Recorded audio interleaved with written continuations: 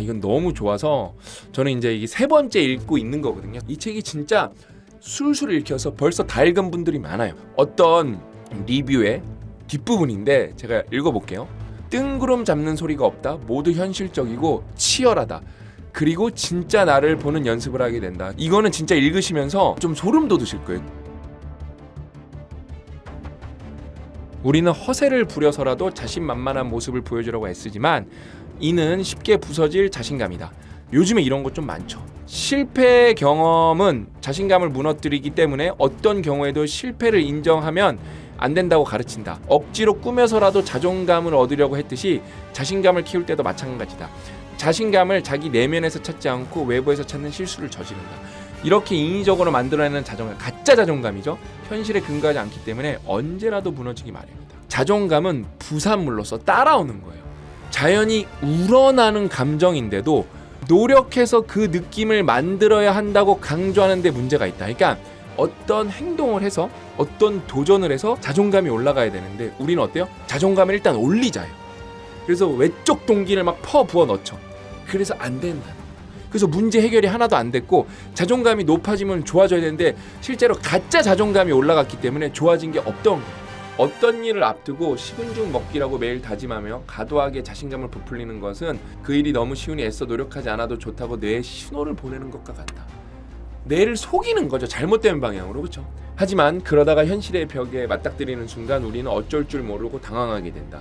어렵지 않게 해낼 수 있는 일로 생각하다가 날벼락을 맞은 기분이 든다. 가짜 자신감을 키우다가는 장차 현실의 벽에 부딪혀 불안감에 시달릴 일만 남는다. 부서지기 쉬운 가짜 자신감은 근거가 탄탄한 진짜 자신감과는 큰 차이가 있다. 그러니까 진짜와 가짜는 여러분 그냥 하늘과 땅 차이라는 거예요. 내면의 자신감이 충만할 때, 그러니까 여러분 실력에서 자신감이 나오기 때문에 우리 앞에서도 배웠잖아요, 그렇죠? 더 높은 점수를 맞겠죠. 내면의 자신감이 충만할 때 비로소 의미 있는 변화가 나타난다. 내면의 자신감은 어디서 나온다? 실력에서 나온다. 실력은 어디서 온다? 반복 숙달, 익숙함에서 온다는 거예요. 연습에서 온다는 거예요. 연구에 참여한 회사 대표 일로나 제라백은 연구 결과를 돌아보며 말했다. 자신감 있는 척 연기하는 것은 어느 정도 효과가 있을 수 있지만 허울뿐인 것들이 다 그렇듯 효과가 지속되지 않는다. 자존감과 자신감은 근거 없는 칭찬이 아니라 현실의 뿌리를 두고 자랄 때 비로소 힘을 발휘한다. 이거 진짜 중요한 내용이거든요. 그래서 여러분 그냥 믿음으로만 믿음으로 여러분들이 다 해낼 수 있습니다. 그게 안 되는 거예요. 결국에는 익숙함이 있어야 자신감이 있는 거고, 익숙함은 어디서 우리가 얻을 수가 있죠? 연습에서, 반복을 통해서 자꾸 부딪히면서 그런 데서 익숙함이 생기고, 익숙함은 자신감이 생기는 거예요. 성공한 사람은 다른 사람들보다 자존감이 더 높은 경향을 보인다. 이게 전후 관계가 진짜 중요한 거거든요. 자존감을 높이려고 애썼기 때문에 이 사람들이 성공한 게 아니라 성공했기 때문에 자존감이 높은 거예요. 어려움을 극복하고 집단 내에서 의미 있는 유대감을 이룬 결과로 그 부산물로 자연스럽게 높은 자존감을 얻기 때문이다. 자신이 직면한 어려움을 극복할 때 내면의 자아가 강해진다. 가령 회사에서 어려운 과제를 피하지 않고 열심히 노력할 때 우리는 자신이 직업정신이 투철한 사람이라는 정체성을 내면화한다. 그리고 자신에게 끈기 있게 문제를 해결할 능력이 있음을 알게 된다. 나는 대단한 사람이라고 스스로 다짐한다. 해서 자존감이 올라가지 않는다.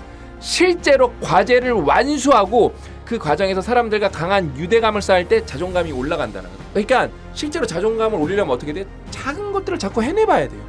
우리가 여러분 지금 독서를 하고 있잖아요. 그냥 강인함의 힘을 읽으면서 나 자신에 대해서 알아가고 몰랐던 거를 깨우친 것만으로도 그냥 땡큐인 거예요. 근데 그게 삶에 적용이 돼? 너무 좋은 거죠. 그래서 상단이 계속 열려. 그 다음에 독서를 하면서 내가 내용이 이해가 돼? 그럼 그게 내가 문해력이 된다는 거거든요. 그러면서 뇌를 훈련시키는 것만으로도 땡큐예요.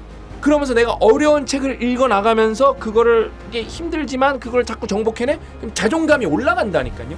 그거야말로 진짜 자존감이 올라가는 거라니까요.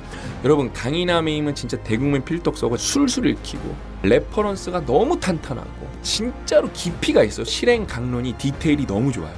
뜬구름 잡는 얘기가 아니에요. 근데 그 실행 강론이 어디서 뽑혀서 나온 거예요? 정말 파고들어서 과학적 근거를 기반으로 실행 강론이 나온 거예요. 누군가의 뜬구름 잡는 얘기, 뇌피셜이 아니라. 강인함의 힘 반드시 읽어보셔야 돼요.